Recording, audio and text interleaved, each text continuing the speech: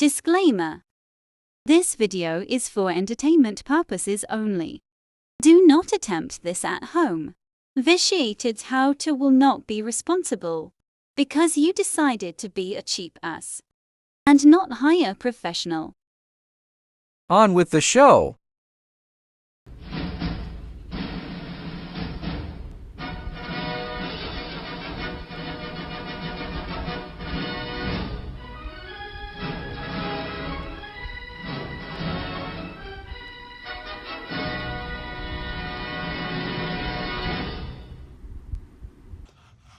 Now that I have the piece out, you can see it.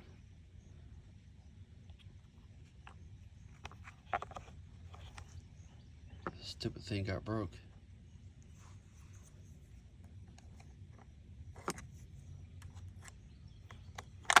Because it goes this way, that way, whatever. But it doesn't hold like it's supposed to. So it is what it is. Alright, today we're going to attempt to rekey a door cylinder, key door cylinder on a 2010 F-150 XLT. First of all, what you're going to want to do, get it out of the vehicle. I'll have a link in the description how to do that. That ain't very hard. Most of you should already know how to do it. Nextly, you're going to want to take this apart. As you can see, I kind of partially did it. The best way to do it is because the crown here is on one of these ends, because you got two of these, so it's always on the one. So what you're going to want to do is get up right by one of the clips and pry it. And then you go to the other side and pry it, and it'll slide right off pretty easy. Nextly, what you're going to want to do is pull the cylinder out. Be careful. There's actually a clip here, but when you remove it from the vehicle, you remove the clip. And if you notice, mine is missing some pieces. So that's why I had to go get another one from the dealership. I gotta say though, it wasn't very expensive. Supposedly there's supposed to be some kind of a spring in some of these, but I think that's just the ignition switch, because the ignition switch is almost pretty close to this. So there's that. So you're going to want to pull it out. The ones from the dealer, they're numbered. Each one of these are numbered. So my thought was, well, wonder if these are numbered. If the ones that you get from the dealership is numbered, wonder if this one is. Because I really don't want to pay some clown anywhere from $50 to $100 just to rekey this stupid thing, when I think I can do it myself. There's a whatchamacallit comes with instructions, and I'll show you those instructions. So if you have your actual key code that they use to cut your key with, then you can use that same code and the hell is it? Try to forget. Decode is what the term they use. To decode everything, then you know what pins to put in. There's a formula, it's on the instructions, so when you buy it from the dealership, it'll explain to you all that, but I don't have none of that because I just don't. Because it is. Alright. Now you look here. You see all the different ones, okay? The best way I can figure, this is just spitballing. This is the top. This is the bottom. And I say that because you notice how the first one is empty. It looks empty. But if you spin it over, there's one right there. And then the empty one, next one. And then that's that one. So that's why I assume this is the top. So when you pull these stupid things out, be mindful and you pay attention to what you're doing. I'm going to pull one out just to see if they're numbered, or if I can match it up to the way these are. If I can't match up, then I can't do it. It ain't no big deal. This is the older one, so the worst I can do is tear it up. But when you start pulling things out, if you're doing this to recode another one that's already put together. See, I got lucky, mine wasn't together already. The new one I bought, they're completely in pieces, but some of them are already keyed.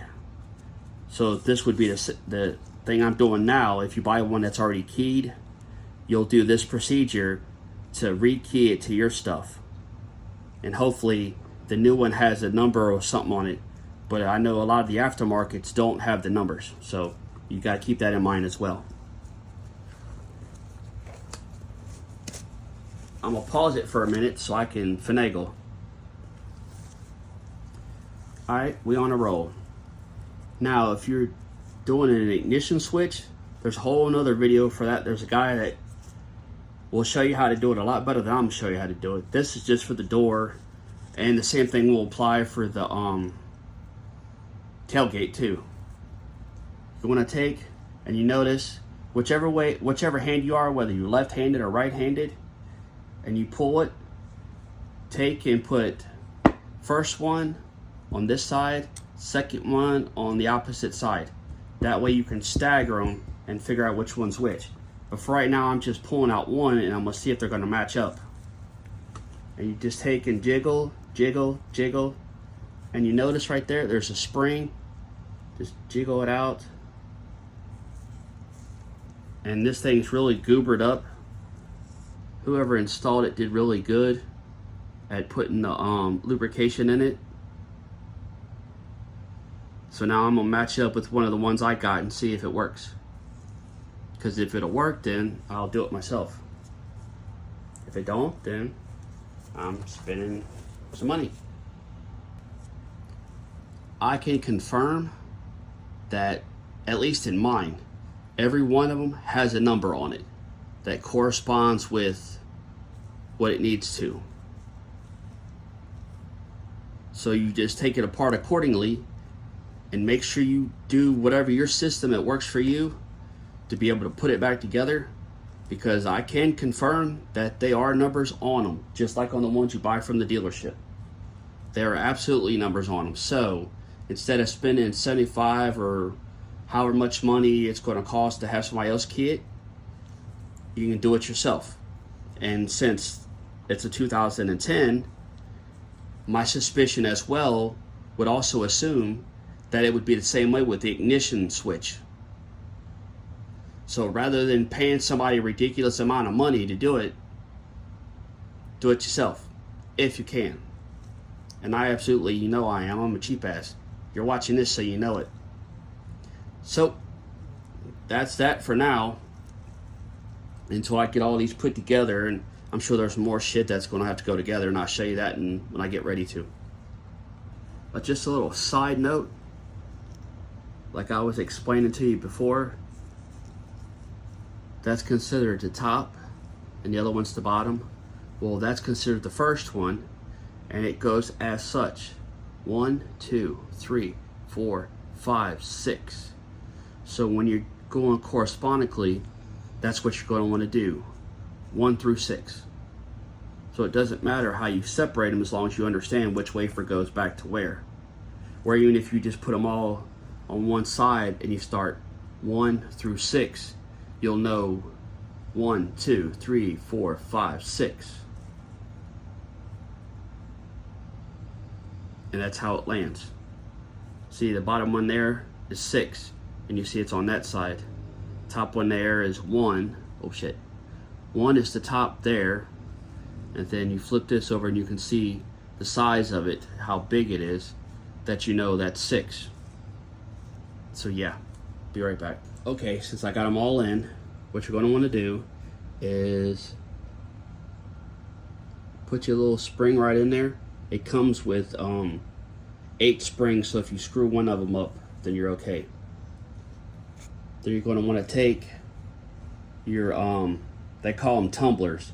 Some people call them wafers, but we'll go with tumblers. That'll work. See where the hook is right there? You're going to want to set it right on like that. And then you just slide it right in, set it down, and then you're going to have to work it a little bit. So you just got it, when you're monkeying around with all this, you have to keep it to where you don't lose them. And then you just kind of jiggle it a little bit, pull it in and out, jiggle it. And then you just kind of look underneath it here and just see where it's going and guide it. Takes a little finessing, and then it slides right in. And then there you go. Then what you're going to want to do is stick your key in there and make sure that it works. But when you release them, make sure they don't pop out on you. Alright, now here we go. I'm going to see if it works.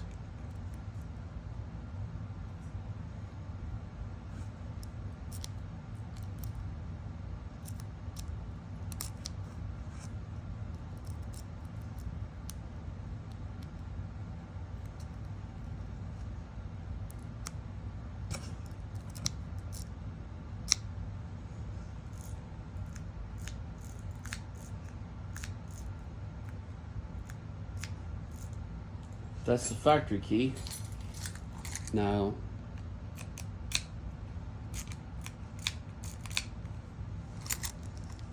the other one, the copy. That one actually works better than the factory one does, which is funny. Okay.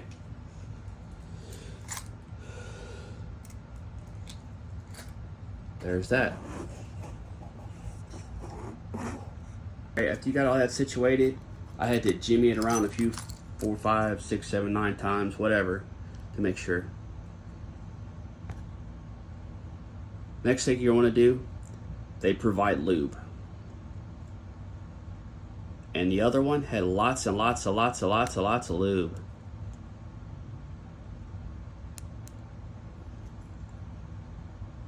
So lots and lots of lube it.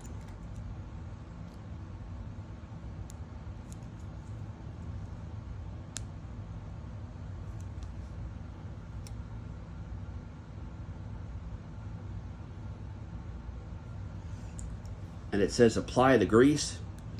I'm assuming pretty damn close to all of it. I mean, that's my assumption.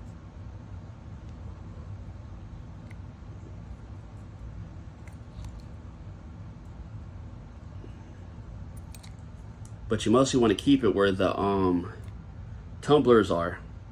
That way it doesn't get everywhere, which it's probably about to. So then you just slide the tumbler in and you look inside there, and then you look at this where the half moon is right there. There's only one way for that to go in, and then you just turn back and forth, turn, and it says to do it about 10 times, and you'll feel the way it's going to want to go on its own. You're just going to have to rotate with it because it'll do it. You got to remember, it's new. You crammed something big in a hole. So you got to remember, when you're cramming stuff in big stuff in little holes, you got to make sure there's enough lube in there. Back and forth. I'm going to do it however many more times I'm going to do it. It says to do it 10, so who knows. I actually got a little ahead of myself, but that's alright. It is what it is. There was actually a dent spring I was supposed to put in first before the lube, and dent spring and a dent pin. But if you can look, there's a little spot right there. I'm gonna try to jimmy it in there.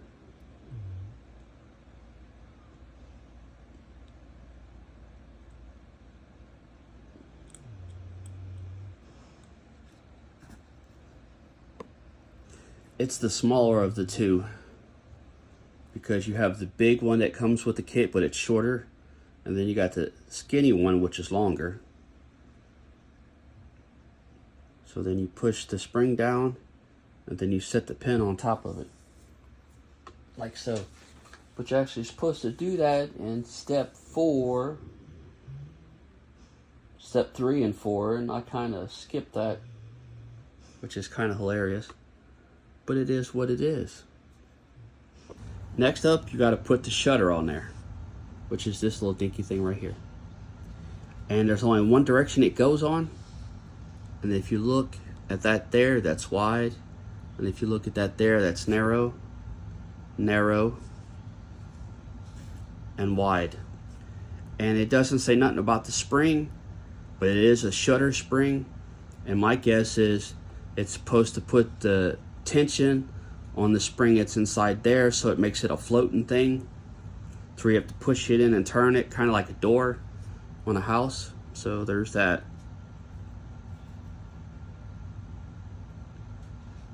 So then you just put it on.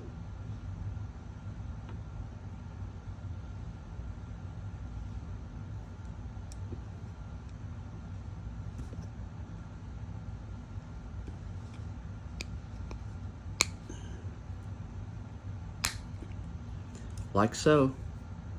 Just like what the other one looks like. And you notice it's got the floating thing to it.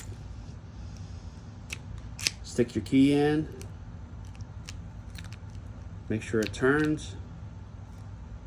It's going to be kind of tight for a minute. Got to remember now, you just put something big in a brand new hole. You just weeble the hell out of it. And it's going to take time, and you got to remember this is aluminum.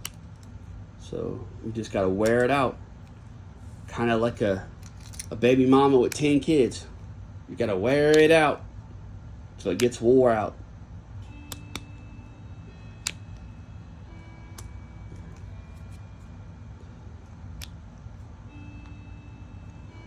Turn, turn, turn, turn, turn, turn, turn.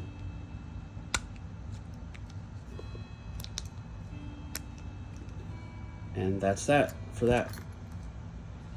Okay, nextly we're going to put the shutter cover over.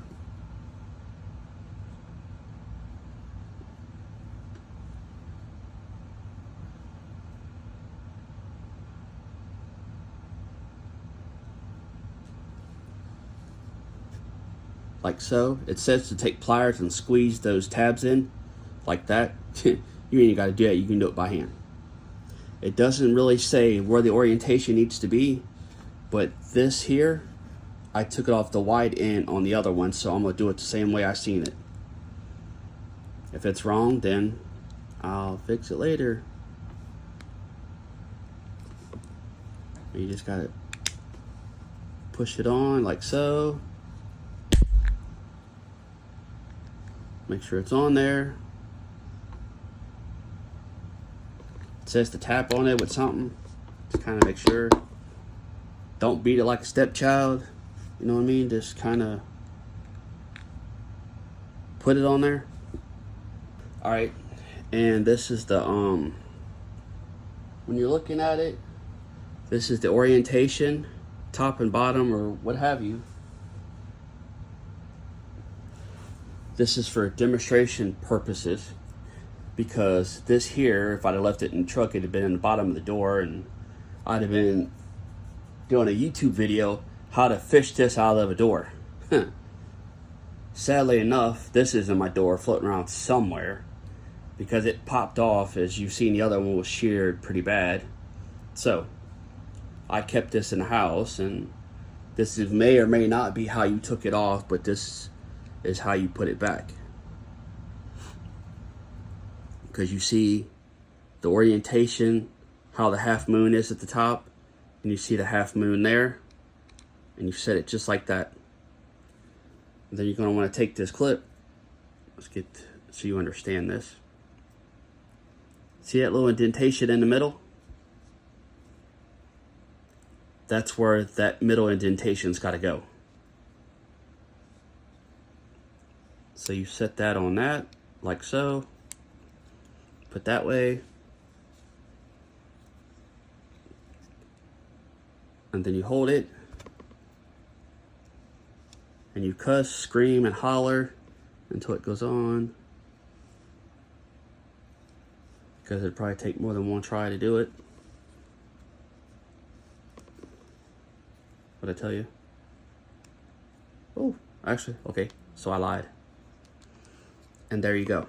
just be mindful when you're turning it left and right, that it ain't broke in like a baby mama with 10 kids. So you're gonna have to take it easy a little bit. You can't just rush in there. You gotta go gently. And if you want, take and do it 20 or 30 more times, back and forth, before you install it in the vehicle, just to make sure. Because we all know what happens when you stick it in the wrong hole too fast. That's it. Thanks for stopping by. Till next time. Just a little side note. If you have one of them shear off like how that one did, or if somebody tries to break into it and they end up messing up the tumblers inside it, but they didn't damage nothing else, the kit that you got for the initial one, there's enough tumblers in there to do it again. The only thing about it is you got to get that off without tearing it up. But other than that, it'd be a piece of cake. And funny enough, technically, my 6 wafers or 6 tumblers that come out of this, I could have stuck in a new one. All I needed was the actual cylinder itself. I didn't need the other stuff. But it was included in it, so it is what it is. But now I gotta find all the other springs, because I don't know where the hell they went. I know, last part. Just for a reference, this is the original 2010. Look closely at it. You see how well built it is? I mean, this is a monster. Now, see this one here? What's missing? That's right. That protective shield right there, that whole round shield is missing. Yep. Good old 2020 post-apocalyptic garbage. Okay, now that I got the lock back in, after I just rebuilt it, it works fine. It doesn't travel as far as what the original one did. The key, when you turn it, you just barely turn it. And I didn't pay attention to before.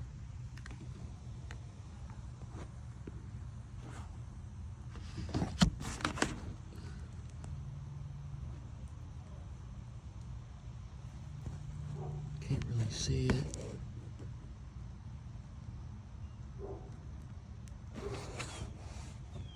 I'll just pull this stupid thing out. You gotta make sure you remember where the orientation of the way the lock went in, or the way you took it off.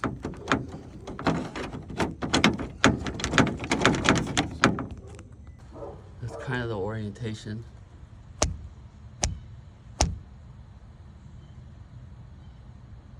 That's with it to where it's supposed to be. The angle and everything. I tried to get it out, but it's being a real pain in the ass, and I'm just tired of dealing with it. So that's how it is, and works out really good, and it's working, and that's the end of it.